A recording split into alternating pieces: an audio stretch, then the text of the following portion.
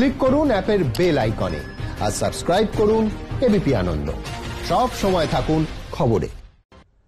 চোখ রাখবো যে খবরে। ভারতে কোন পর্যায়ে করোনা ভ্যাকসিন তৈরির কাজ তা খতিয়ে দেখতে আজ দেশের 3টি শহরে যাবেন প্রধানমন্ত্রী।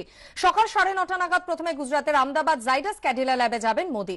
বিস্তারিত জানবো, টেলিফোন লাইনে রয়েছেন আমাদের প্রতিনিধি বিজেন্দ্র সিং। বিজেন্দ্র, আজ সারাদিন প্রধানমন্ত্রীর ঠিক কি কি কর্মসূচি রয়েছে বিস্তারিতভাবে জানতে চাইবো। পাশাপাশি ভ্যাকসিন প্রস্তুতকারক সংস্থাগুলিতে ঠিক কোন কোন বিষয় খতিয়ে দেখবেন তিনি?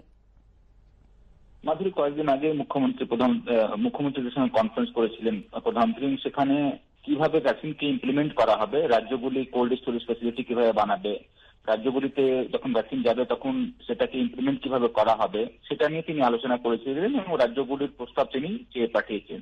তারপর আজকে প্রধানমন্ত্রী নিজে যেখানে ভ্যাকসিনগুলো তৈরি হচ্ছে, এটা মনে রাখতে হবে ভারতের মধ্যে 5টা ভ্যাকসিনের কাজ চলছে, যার মধ্যে 3টি ভ্যাকসিন খুব একটা থার্ড ফেজের দিকে রয়েছে।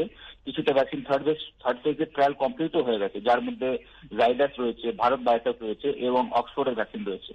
আজকে প্রধানমন্ত্রী 3টি ফ্যাসিলিটিতে যাচ্ছেন। আরো একটা ভ্যাকসিন রয়েছে স্পুটনিক ভ্যাকসিন, সেটারও কাজ ইন্ডিয়াতে ট্রায়াল স্টার্ট হয়েছে। তবে সবথেকে এগিয়ে যে 3টে ভ্যাকসিন রয়েছে মাধুরী, তার মধ্যে ভারত বায়োটেকের হায়দ্রাবাদের ফ্যাসিলিটি রয়েছে, সেরাম ইনস্টিটিউটের পুনেতে ফ্যাসিলিটি রয়েছে এবং জাইডাসের আহমেদাবাদের যে ফ্যাক্টরি রয়েছে, সেখানে আজকে প্রধানমন্ত্রী যাচ্ছেন। প্রথমে তিনি আহমেদাবাদে যাবেন, যেখানে জাইডাস ক্যাডিলার যে ভ্যাকসিন থার্ড ফেজের ট্রায়াল চলছে, সেখানে তিনি দেখবেন কি কতটা এগিয়েছে এবং সেখানকার সায়েন্টিস্টরা কি বলছেন, এখন কি কি চ্যালেঞ্জেস রয়েছে এই ভ্যাকসিনকে যদি ইমপ্লিমেন্ট করতে হয় দেশ জুড়ে, কতটা প্রোডাকশন হতে পারে, সেটাও একটা প্রশ্ন রয়েছে। কারণ কি এর আগেও সরকারের তরফ থেকে জানানো হয়েছিল যে ভারতের মধ্যে যদি ভ্যাকসিন ইমপ্লিমেন্ট করতে হয় তাহলে কোটি কোটি ভ্যাকসিন লাগবে প্রত্যেক মাসে।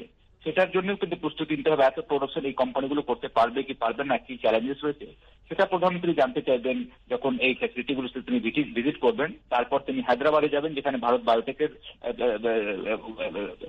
ফ্যাসিলিটি রয়েছে এবং শেষের দিকে তিনি আজকে থার্ড ভিজিট করবেন সিরাম ইনস্টিটিউট অফ ইন্ডিয়া পুনেতে, যেখানে অক্সফোর্ড ভ্যাকসিনের থার্ড ফেজের ট্রায়াল শেষ হয়ে গেছে।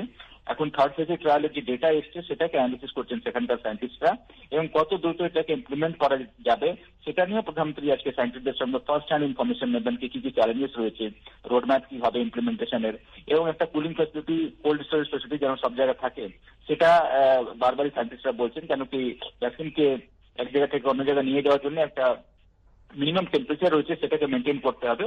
সেটাও প্রধানমন্ত্রী আজকে যখন এই 3 শহরে যাবেন যেখানে প্রায় থার্ড ফেজ পার করছে ভ্যাকসিনের ট্রায়ালগুলো, সেটা তিনি কথা বলবেন সায়েন্টিস্টদের সঙ্গে। এবং এরপর ভারত সরকারের তরফ থেকে আশা করা হচ্ছে কি জানুয়ারি মাস থেকে বা ডিসেম্বরের শেষেও বিশেষ করে যারা ফ্রন্টলাইন ওয়ার্কার রয়েছেন তাদেরকে ভ্যাকসিন দেওয়া স্টার্ট করা যেতে পারে। ধন্যবাদ বিজেন্দ্র।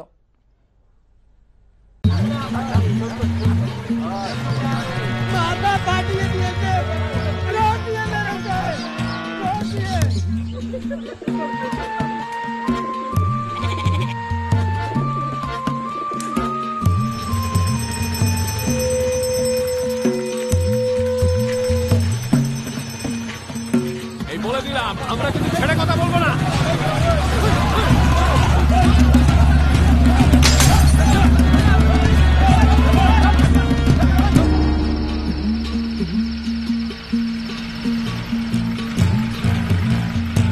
ভোর রাত থেকে রাতভর বাংলার কোথায় কি হচ্ছে তাই নিয়েই এবিপি আনন্দ আজ বাংলায় রোজ রাত 9:30টায়।